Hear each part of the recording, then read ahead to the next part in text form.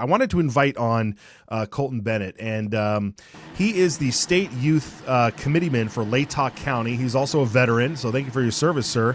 And I wanted to, I've been so impressed with some of the folks younger than I, and younger than the folks in the legislature, who have made such great arguments throughout the state for conservative values. And anytime we meet someone like you, Colton, I just want to make sure we highlight and get everybody to know who you are. So welcome to the program. What got you started in politics and starting your political career? Hey, Matt, thank you so much for having me on. How's my audio? So does it sound all right? Yeah, it sounds good. Sounds good. Great. So politics, how did I get started? I first became fascinated with politics when my mom took me to vote in 2008 when I was just a little youngster. And we went in and we voted for Ron Paul. And I thought that was the coolest thing ever. Here in the United States, we get to elect people and we get to decide our own rules through the ballot box. And so 9 years old at the time, but I just was obsessed with this idea of politics and government from that age on. And then in 2016, I got to be involved with the Ted Cruz campaign. I managed his campaign in Summit County, Utah. Great experience, got to meet a lot of people. And then I went into the military. I've served 5 years, and I came out, moved to Latah County, Idaho, because Idaho is the bastion of freedom, and we need to keep it that way. And I got involved in the local Republican Party since then. So that's kind of how I got started. What keeps me going is, it can be discouraging to see everything going down at the federal level, the debt, the spending, the broken promises.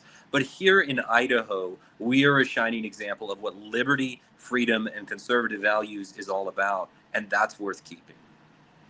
Yeah, amen, brother. That sounds great. You also recently ran in the Republican primary for District 6 or 7? 6. 6, yeah. Yeah, Yep, District 6. Yeah, so tell me about that experience, because you were trying to primary Representative Lori McCann in that race. Ended up being a 3-way race. But tell me your experience on the ground, what you were hearing from people, and what the future may hold. Yeah, so I ran against Representative Lori McCann, not because I hate her or I just despise her, although there are people that do, but because I had substantive disagreements with my elected representative on significant issues, and we were not getting the voting record of what should be a conservative legislator. District 6 is the same district that has elected Senator Foreman to the Senate. And so I decided, you know what, we're not being represented the way that I think conservatives ought to be. I'll run against Representative McCann. And I did. And I knocked 4,000 doors, and I talked to people all across the district and drove hundreds and hundreds of miles. And I had the endorsement of multiple central committees and the legislative district. Unfortunately, there was a third candidate in the race. And try as we might, we could not convince this individual that there wasn't a path to victory. And so election day, I got 41% of the vote. Lori McCann got 43% of the vote. And then the third candidate took about 16. And so 200 votes was the difference between me and Representative McCann. And I think the thing that was telling was 57%. If you add the two together, 57% of her constituents said, no, we do not like the direction that this is going. And I hope she heard them. I hope she listened. And I hope this legislative session we see a different voting record from Representative McCann. Yeah, that's a good point. I mean, elections have consequences, and even when you win, if you're a good egg, you should be able to look at that tally and say, okay, if I want to remain here, I may have to listen to some of my other constituents a little bit more. Yeah, and I bear absolutely no ill will toward Representative McCann. I hope she does well. Before she went to the legislative session last time, I came to the Nez Perce County Central Committee. I gave my campaign speech, and then afterward I went up and I shook her hand and I said, hey, I'm praying for you to do well in this next legislative session. And she said, well, I think I did well last time. And well, we don't see eye to eye on that, but that's what elections are for. So I'm hopeful that she will listen to those people. One of the things that I found when I knocked the 4,000 doors across the district is I would knock on doors with people that said it's been 30 years since anyone's knocked my door and asked for my vote. Wow. 30 years. Nobody has bothered to drive down here. I think that was in Peck, Idaho, and knock on my door and say, "Hi, this is who I am. I'm running. I'm a conservative, and I want your vote." No one had done it in 30 years. And I really believe that there's a lot of folks that they feel like their politicians, their representatives are just not listening to them. And a family name and a lot of money is not being a good representative. So we had an election. It was a good contest. Representative McCann won. She's back, and I hope we see a very good voting record from her this time. Yeah, well, that's what we're doing. We're going to keep tabs on all of those folks down there and see how it goes. So that's what I kind of want to ask you about now. We want to make sure that when people watch this program, they walk away with some sort of action. They walk away with some sort of motivation to stay involved and stuff. What are you doing? You're the state youth chair for Latah, or youth committeeman, however it's supposed to be said, for Latah County. What are you doing to activate the youth and activate your fellow Republicans and conservatives in your county to stay involved and make a difference? Yeah, so I'm the state youth committeeman from Latah County. I'm also an elected precinct committeeman, so I have dual responsibilities.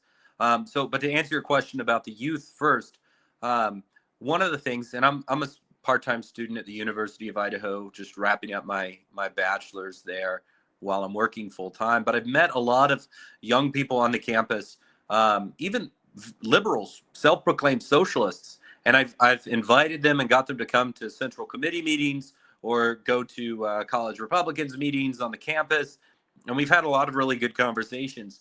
And one of the things is there's a lot of students on the University of Idaho campus that are more conservative than the media wants to give them credit for. They're more conservative, and they do not get the attention, the focus of the press. It's all rainbow flags and lattes, and you would get the impression from reading the paper that the University of Idaho is full of a bunch of leftist students, and there are leftists there. But the fact of the matter is there's a lot of conservative young people, particularly in the agricultural programs or the engineering programs.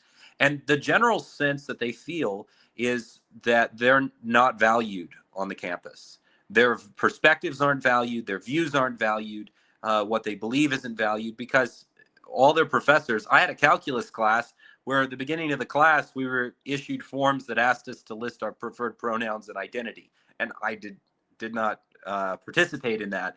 But there's a general feeling among those young people that they're not listened to. So what we did this last election is we engaged them. We communicated with them. I wrote op-eds for the school newspaper. I participated in local forums on the college campus to talk to those young people. And the Democrats thought it would be a lock. But what we found is that on election day, there was a large amount of young people, particularly young men, that showed up, and they registered as Republicans on election day or in the early voting. And we don't know how they voted, but the results were pretty compelling. Even in the college campuses, Republican candidates in those precincts pulled incredibly well. So just mobilizing those young people, letting them know that they have a voice, that we care what they think, and it goes a long way. It really does. And like you said, I mean, even for the older folks, when you said 30 years, they haven't had someone to knock on their door, it makes them feel good. The same thing can happen to a 20-year-old guy in college who just feels ignored. So yeah, well done, my friend. Well done. I have to ask you to hold up that mug. I mean, I think people need to see this mug you're drinking here. What fuels you? Liberal tears. Well done. Well done. Yeah. All right, Colton, thank you so much for coming on. We're going to pay attention and keep tabs on you. Where can people follow you and keep tabs on your work? Well, I'm pretty active on Twitter. I see you got that up at the bottom of the screen at Bennett, Idaho.